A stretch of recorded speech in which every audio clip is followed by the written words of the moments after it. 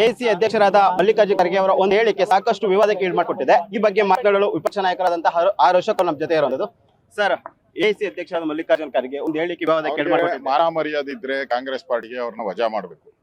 ಇಲ್ಲ ಅಂತ ಹೇಳಿದ್ರೆ ಫಸ್ಟ್ ಟೈಮ್ ಅಲ್ಲ, ಅವರು ನಿರಂತರವಾಗಿ ಈ ತರದ್ದು ಮಾಡ್ತಾನೆ ಇದ್ದಾರೆ.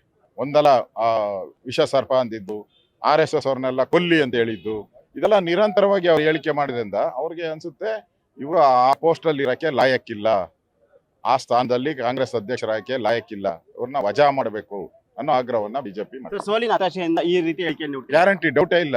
ಮೂರು ಇವಾಗ ಎಲೆಕ್ಷನ್ ನಡೀತಾ ಇದೆ, ತಮಿಳುನಾಡು, ವೆಸ್ಟ್ ಬೆಂಗಾಲ್, ಅದನ್ನ ಮುಖ್ಯವಾಗಿ ಇಟ್ಕೊಂಡು ಅವ್ರು ಮಾತಾಡಿದ್ದಾರೆ. ಸೊ ಮುಸ್ಲಿಮರನ್ನ ಓಲೈಕೆ ಮಾಡ್ಕೊಳಕ್ಕೆ ಮಾತಾಡಿದ್ದಾರೆ ಅಷ್ಟೇ. ಆದ್ರಿಂದ ಚುನಾವಣೆಯ ಸೋಲಿನ ಭೀತಿಯಿಂದನೇ ಅವ್ರು ಮಾತಾಡಿದ್ದಾರೆ. ಇಷ್ಟು ಆರ್ ಅಶೋಕ್ ಅವರ ಮಾತು. ಕ್ಯಾಮರಾ ಪರ್ಸನ್ ರಾಜು ಜೊತೆ K. Smarti Naik, Freedom TV, Bengaluru.